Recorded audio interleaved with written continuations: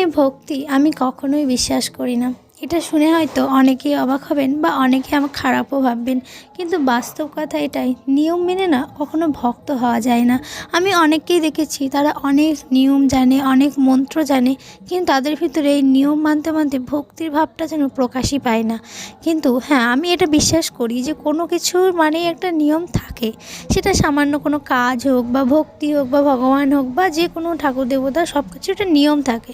কিন্তু নিয়ম ততটুকুই ভালো লাগে যতটুকুতে ভক্তি পর্যন্ত থাকে। কিন্তু যখনই সেটা ভক্তির থেকে বেশি চলে যায় বা ভক্তি থেকে দূরে চলে যায় নিয়ম পাল্টে পাল্টে, সেই ভক্তিটা না ঠিক আমার পছন্দ না। আমি মনে করি গোপাল মানেই আমরা আমাদের সন্তান, বা যেটাকে সাধু ভাষায় বলে বাৎসল্য প্রেম। বাৎসল্য প্রেম দিয়ে আমরা গোপালকে সেবা করি।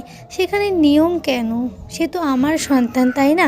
প্রত্যেকটা সন্তান, মানে ডাক্তাররা বলে, প্রত্যেকটা ব্যক্তি যেন বলে না যে প্রত্যেকটা বাচ্চা আলাদা, প্রত্যেকটা বাচ্চা তার মায়ের কাছে আলাদা আলাদাভাবে বেড়ে ওঠে। তেমন আমি মনে করি গোপালও আমাদের সন্তানের মতো। তারা তাদের মায়ের কাছেও তাদের মতো করে সেবা পায়। আমি না বেশি নিয়ম আমার ভালো লাগে না। আমি এমন নয় যে পালতে পারবো না বা আমি জানি না, অনেক কিছুই জানি, কিন্তু তবুও না, বিশেষ করে মন্ত্র তো আমার ভালোই লাগে না। মনে হয় যে মন্ত্রর থেকে, মুখে বলার থেকে সেইটুকু টাইম আমার মনে, সেই টাইমে যে ভক্তিটা আসছে, যে প্রেমটা আসছে, সেই স্বরে, সেই ভাবে, সেই কথায় কিছু গান আপনা থেকেই না ভেসে আসে। এমন কিছু গান চলে আসে যে গান আমি কখনো শুনিনি, বা পরক্ষণে আবার সেই গান আমার মনেও থাকে না।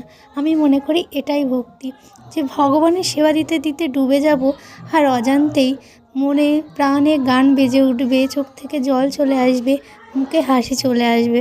আমি ওই জন্য কখনোই ভক্তিতে নিয়মে বেঁধে ফেলি না। ভক্তিটাকে উজাড় করি, ভক্তিটাকে ভগবানের সামনে প্রকাশ করি। আর এটা প্রকাশ করাও লাগে না, আপনা থেকেই হয়ে যায়। তাই জন্য আমার মনেই হয় যে ভক্তি আর নিয়ম